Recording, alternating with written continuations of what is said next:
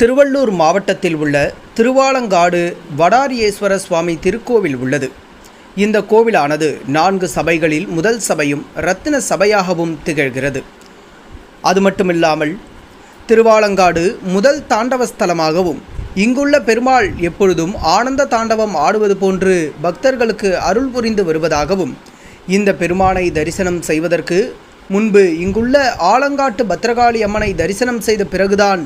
இங்கு உள்ள சுயம்பு லிங்கமாக இருக்கும் சிவபெருமானை தரிசனம் செய்ய வேண்டும் என்ற வழக்கம் உள்ளது. அதற்கு காரணம், முன்காலத்தில் திருவாலங்காடு என்ற பகுதி ஆலமரங்கள் நிறைந்த காடாக இருந்திருக்கிறது. இந்த காட்டுப்பகுதியில் சம்பன் நிசும்பன் 2 அரக்கர்கள் சிவபெருமானை நோக்கி தவமிருந்து, எங்களை கொன்றால் ஒவ்வொரு துளி இரத்தத்திலும் எங்களை போன்று 1000 பேர் உருவாக வேண்டும் என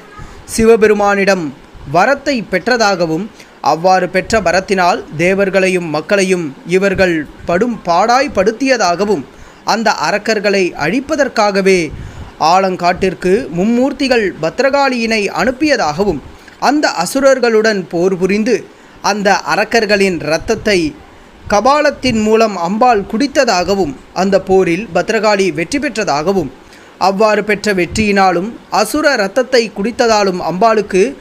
அசுர குணம் வந்ததாகவும், இதனால் சிவபெருமானையே போருக்கு அழைத்ததாகவும் இந்த ஸ்தல வரலாறு கூறுகிறது.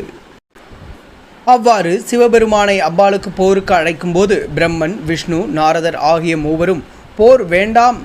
நாட்டிய போட்டி வைத்து கொள்ளலாம் என்று ஆலோசனை கூறியதாகவும், அதன் அடிப்படையில் திருஆலங்காட்டில் நாட்டிய போட்டி நடைபெற்றது. சிவபெருமானுக்கு சரிசமமாக அம்பாளும் நாட்டியமாடியதால் சிவபெருமானால் அம்பாளை வெல்ல முடியாது என்று யோசித்து தன் வலது காதில் இருக்கும் குண்டலத்தை கீழே விழச் செய்து வலது பாதத்தை ஊன்றி இடது பாதத்தினால் அந்த குண்டலத்தை எடுத்து தன் காதில் அணிந்ததாகவும், இதேபோன்று அம்பாள் செய்யும் முற்படும்போது அவள் பெண்மையே உணர்ந்து தோல்வியை ஒப்புக்கொண்டதாகவும், இதன் காரணமாகவே சிவபெருமான் இத்திருத்தலத்தில் என்னை சந்திக்க வரும் பக்தர்கள் முதலில் உன்னை சந்தித்து அருள் பெற்ற பிறகு என்னை சந்திக்க வேண்டும் என்று அம்பாளுக்கு வரத்தை வழங்கியதாகவும் இக்கோவிலின் தல புராணம் கூறுகிறது. அது மட்டுமின்றி காரைக்கால் அம்மையார் எங்கு தெரிந்தாலும் முக்தி கிடைக்கவில்லை என்று சிவபெருமானிடம் கேட்டபோது ஆலங்காட்டிற்கு போ என்று கூறியதாகவும், அவ்வாறு ஆலங்காட்டிற்கு வரும் வழியில் பழையனூர் என்ற இடத்தில் காரைக்கால் அம்மையாருக்கு சிவபெருமான் கடும் சோதனை அளித்ததாகவும், அதாவது கால் வைக்கும் இடமெல்லாம் சிவலிங்கமாக இருந்ததால் காரைக்கால் அம்மையார் தலைகீழாக நடந்து ஆலங்காட்டிற்கு வந்து இந்த வடாரியேஸ்வர சுவாமியை சந்தித்து முக்தி கிடைத்ததாகவும் இக்கோவில் வரலாறு தெரிவிக்கிறது. மற்ற கோவில்களில் இல்லாத சிறப்பு, காலை 6 மணிக்கு பூஜை துவங்கினால் இரவு 8 மணி வரை நடை திறந்தே இருக்கும் எனவும்,